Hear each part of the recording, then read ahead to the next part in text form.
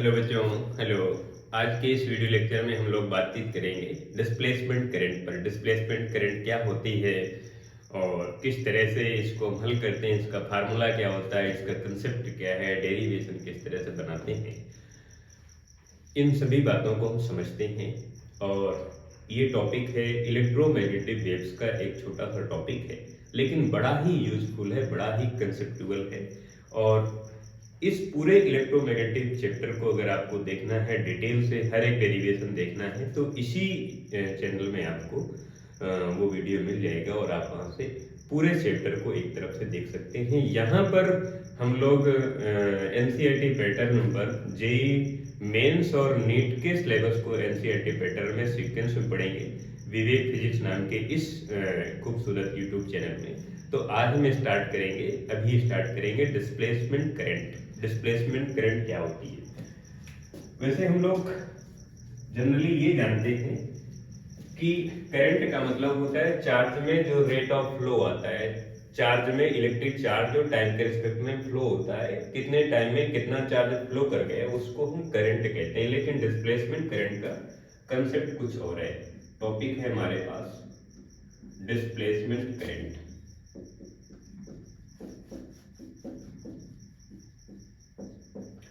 Displacement current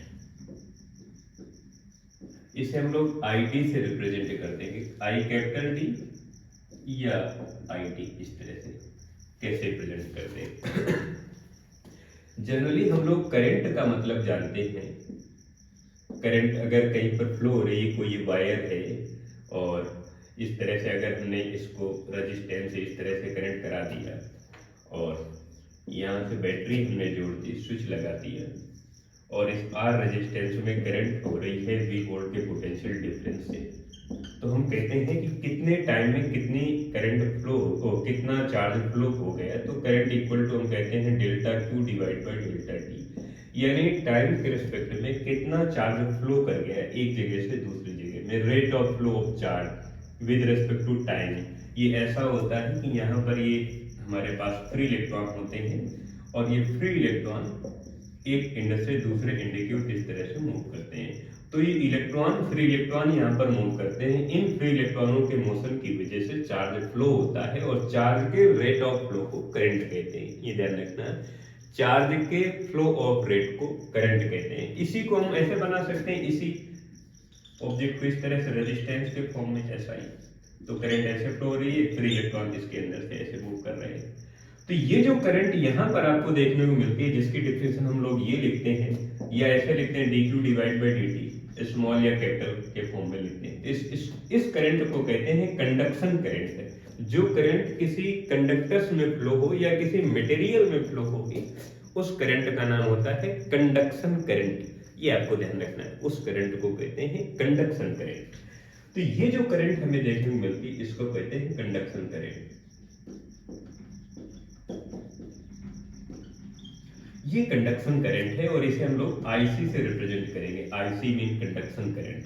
लेकिन displacement current का ये कंसेप्ट नहीं है जो कंसेप्ट है कंडक्शन करंट का, कि चार्ज में जो टाइम के रिस्पेक्ट में जो चेंज आता है, चार्ज कितने टाइम में कितना फ्लो कर गया, उसको हम कंडक्शन करंट कहते हैं। लेकिन डिस्प्लेसमेंट करंट का कंसेप्ट कुछ और होता है। डिस्प्लेसमेंट करंट क्या होती है?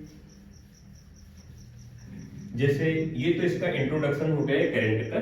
अब जैसे मैं आपको डिस्प्लेसमेंट करंट के बारे में डिटेल से बताऊं कि ये हमारे पास कैपेसिटर की एक प्लेट हो गई, ये कैपेसिटर की दूसरी प्लेट हो गई और इसको हमने किसी बैटरी से, किसी एक्सटर्नल सोर्स से कनेक्ट करा दिया, प्लस माइनस V वोल्ट का यहाँ पर पोटेंशियल डिफरेंस है।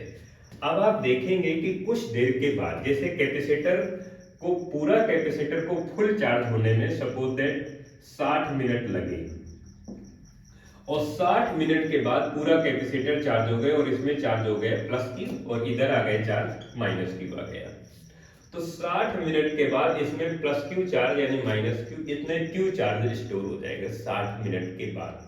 लेकिन अगर मैं इसको टाइम के हिसाब से वेरिएशन देखूं तो t इक्वल टू 0 पर इसमें कोई चार्ज नहीं है, फिर t इक्वल टू 1 मिनट में 7 मिनट में कंप्लीट होता है। तो 1 मिनट के बाद कुछ चार्ज आया, इसमें प्लस का इसमें माइनस का, फिर t बराबर 2 सेकंड के बाद कुछ और चार्ज आएगा, इसमें और चार्ज आएगा। तो जैसे जैसे टाइम इंक्रीज हो रहा है, जैसे जैसे टाइम इंक्रीज हो रहा है, वैसे वैसे यहाँ पर चार्ज की वैल्यू, जो स्टोरेज वैल्यू है, वो भी इंक्रीज हो रही है।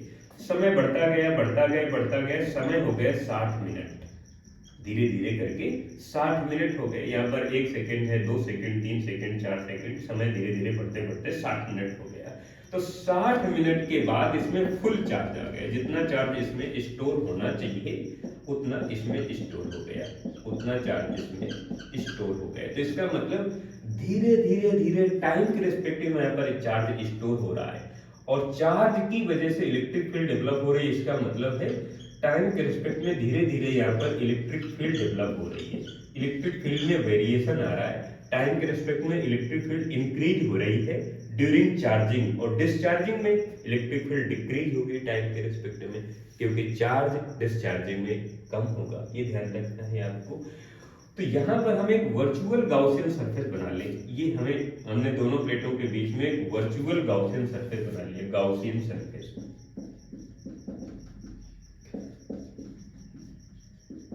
अब इस गाउसियन सरफेस से कितना ऐसा फ्लक्स होगा जो पास होके एक प्लेट से दूसरी प्लेट की ओर चला गया, कितना ऐसा इलेक्ट्रिक फ्लक्स होगा जो पास होके आगे की तरफ जा रहा है, कितना ऐसा फ्लक्स होगा। अब इसमें प्लस का चार्ज आया, इसमें माइनस का चार्ज आया। अब आपको पता है कि पॉजिटिव प्लेट से ऐसे कितने इलेक्ट्रॉन होंगे जो नेगेटिव प्लेट में आए होंगे। कैसे बताओ? अरे भाई, आप ही जानते हो कि हर एक बॉडी में 0 चार्ज होता है इनिशियली। अब जब इसमें प्लस का चार्ज लाना होता है तो इससे हम इलेक्ट्रॉनों को बाहर निकालते हैं, जिसमें माइनस चार्ज लाना होता है तो इलेक्ट्रॉनों को बाहर से लाते हैं, इस तरह से लाते हैं इलेक्ट्रॉनों को। तो इसका मतलब है कि पॉजिटिव प्लेट से इलेक्ट्रॉन नेगेटिव प्लेट में आए होंगे, ऐसे डायरेक्टली, ऐसे जंप करके ऐसे आए होंगे। नहीं भाई, ऐसा नहीं है कि यहां से इलेक्ट्रॉन जंप करके यहां पर आए होंगे, पॉजिटिव प्लेट से इलेक्ट्रॉन जंप करके इधर की तरफ आए होंगे। नहीं, ये ऐसा है कि करंट इस सर्किट में इसमें ऐसे फ्लो हो रही है, ये करंट फ्लो हो रही है, करंट ऐसे फ्लो हो रही है, ऐसे करंट फ्लो हो रही है। तो इलेक्ट्रॉन इस पॉजिटिव प्लेट से निकल रहे हैं, इलेक्ट्रॉन इस पॉजिटिव प्लेट से निकलकर, ये इलेक्ट्रॉन है, और पॉजिटिव प्लेट से निकलकर इधर की तरफ जा रहे हैं, ये इलेक्ट्रॉन का मोशन है। करंट के जस्ट अपोजिट डायरेक्शन में ये इलेक्ट्रॉन का मोशन है, इलेक्ट्रॉन। तो यहां से इलेक्ट्रॉन निकल रहे हैं इस प्लेट से, इसलिए इसमें इलेक्ट्रॉन कम हो गए और ये पॉजिटिव हो गए। इसमें इलेक्ट्रॉन स्टोर हो रहे हैं नेगेटिव वाले में, इसमें इलेक्ट्रॉन ज्यादा हो गए, इसलिए ये नेगेटिव प्लेट हो गई। और यहाँ पर करंट इलेक्ट्रॉन की अपोजिट डायरेक्शन में फ्लो हो रही है। तो यहाँ पर हमें ये चेक करना है कि इस कैपेसिटर के दोनों प्लेट के बीच में जो फ्लक्स में चेंज आता है वो कितना है, यानी टाइम के रिस्पेक्ट में कितना फ्लक्स चेंज हो रहा है, उसको ही हम डिस्प्लेसमेंट करंट कहते हैं। गाउस एप्लीकेशन का यूज कर लें, और गाउस एप्लीकेशन का यूज करेंगे तो हमारे पास है गाउस लॉ जो है इलेक्ट्रोस्टैटिक्स का, वो है phi E equal to Q divide by epsilon naught. Q equal to हो जाएगा epsilon naught multiply phi E हो जाएगा। अब दोनों टाइम के रिस्पेक्ट में डिफरेंशिएशन कर दे, माने अवकलन कर देना है टाइम के रिस्पेक्ट में, तो इधर हो जाएगा आपके पास dq divide by dt equal to epsilon naught तो बाहर आ जाएगा, इधर हो जाएगा d phi E divide by dt हो जाएगा, ये हो जाएगा। और ये जो आ रहा है ना, ये dq डिवाइड बाई dt, इसी को डिस्प्लेसमेंट करंट कहते हैं। यही डिस्प्लेसमेंट करंट है, इसको मैं id से प्रेजेंट कर देता हूँ। इधर हो जाएगा एप्सिलॉन नॉट और इधर हो जाएगा d phi E divide by dt। इसको आप कह सकते हैं डिस्प्लेसमेंट करंट, यानी टाइम के रिस्पेक्ट में कितना फ्लक्स कैपेसिटर के दोनों प्लेट के बीच में चेंज हो रहा है, फ्लक्स में कितना वेरिएशन आ रहा है, उसको डिस्प्लेसमेंट करंट कहते हैं। क्योंकि जैसे जैसे अभी मैंने बताया टाइम का एग्जांपल देके कि जैसे जैसे कैपेसिटर चार्ज हो रहा है, इकट्ठा तो चार्ज हो नहीं जाएगा, कुछ टाइम लगेगा, कुछ वक्त लगेगा, तो उस टाइम के हिसाब से इसमें वेरिएशन आएगा। क्योंकि जब कैपेसिटर में कोई चार्ज नहीं था तो कोई इलेक्ट्रिक फील्ड नहीं थी, कोई यहाँ पर प्लस माइनस के सिंबल नहीं थे। लेकिन धीरे धीरे धीरे धीरे धीरे 2 मिनट के बाद कुछ और चार्ज आया, इलेक्ट्रिक फील्ड बनी, 10 मिनट के बाद कुछ और चार्ज आ गया और इलेक्ट्रिक फील्ड बनी, 20 मिनट के बाद और कुछ चार्ज स्टोर हो गया और इलेक्ट्रिक फील्ड बनी, 60 मिनट के बाद पूरा फुल चार्ज हो गया और पूरी इलेक्ट्रिक फील्ड जितनी बननी थी बन गई। तो ये टाइम के रिस्पेक्ट में इंक्रीज हो रही है। जब कैपेसिटर को हम डिस्चार्ज करेंगे, डिस्चार्जिंग प्रोसेस में जाएंगे, तो यहाँ पर चार्ज जो स्टोर हो रहा है वो बाहर यूज में जाएगा, तो इसमें इलेक्ट्रिक फील्ड धीरे धीरे डिक्रीज होगी, फ्लक्स की वैल्यू डिक्रीज होगी। तो इसको ही हम कहते हैं डिस्प्लेसमेंट करंट, यानी टाइम के रिस्पेक्ट में इलेक्ट्रिक फ्लक्स में कितना चेंज आता है। अब हम इलेक्ट्रिक फ्लक्स को हटाकर कोई नई वैल्यू अगर लिखें तो हमें मालूम है electric flux equal to E multiply A, E multiply A यहाँ पर लिख देते हैं। तो displacement current I D equal to epsilon naught d by D t, और फाई ई की जगह हम लिख दें ई मल्टीप्लाई ए बाहर आ जाएगा तो I D equal to A epsilon naught, इधर हो जाएगा D E divide by D T. आप यहाँ से एक और नया फार्मूला बना सकते हैं कि इलेक्ट्रिक फील्ड में टाइम के रिस्पेक्ट में जो चेंज आता है उस चेंज को ही हम डिस्प्लेसमेंट करंट कहते हैं। ए तो कैपेसिटर की प्लेट्स का एरिया है और ये कांस्टेंट वैल्यू है एप्सिलॉन नॉट। और नया फार्मूला बनाएं तो E इक्वल टू आप लिख सकते हैं B divide by D, D दोनों प्लेट के बीच का सेपरेशन डिस्टेंस है और B पोटेंशियल डिफरेंस है, तो E की जगह ये वैल्यू लिखेंगे। तो ID में displacement current equal to A epsilon naught, इधर से D बाहर आ जाएंगे तो D को मैं यहाँ पे लिख सकता हूँ और इधर लिखूंगा मैं dV डिवाइड बाई dt। ये एक नया फार्मूला बन जाएगा। और कैपेसिटर की capacity C equal to A epsilon naught divide by D ये मालूम है, इसकी जगह में कैपेसिटर की कैपेसिटी लिख देता हूं। तो displacement current ID equal to C, इधर हो जाएगा dV डिवाइड बाई dt। तो डिस्प्लेसमेंट करंट के कई फार्मूले बन सकते हैं, या इसी फार्मूले को अगर आप डायरेक्ट बनाना चाहते हैं तो बना सकते हैं। 1 मिनट लगेगा उस डायरेक्ट प्रोसेस में। आपको मालूम है कैपेसिटर में जो चार्ज स्टोर होता है C Q equal to C multiply V। अब इसका दोनों का अवकलन करते हैं तो इधर हो जाएगा dQ divide by dt equal to C बाहर आ जाएगा, इधर हो जाएगा dV डिवाइड बाई dt। यानी वोल्टेज में टाइम के रिस्पेक्ट में कितना चेंज आता है, ये हो जाएगी हमारे पास displacement current dQ by dt, यानी ID इक्वल टू हो जाएगा C, इधर हो जाएगा dV डिवाइड बाई dt। इसके रिवर्स फंक्शन में जाएंगे तो सेम फार्मूला बन जाएगा। ये आपको ध्यान रखना है। लेकिन जब कभी भी आप किसी भी वायर में करंट को कैलकुलेट करेंगे तो टोटल करंट आप देखेंगे, और इस टोटल करंट का मतलब है I equal to ID plus IC mean conduction current, ये ध्यान रखना है।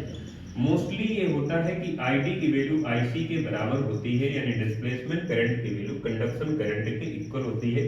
कई बार इसे हम प्रूव भी करते हैं, तो ये ध्यान रखना है। ये कंसेप्ट है डिस्प्लेसमेंट करंट का। और अगले टॉपिक में, अगले वीडियो लेक्चर में हम किसी नए टॉपिक के साथ मिलेंगे और उस पर डिस्कशन करेंगे।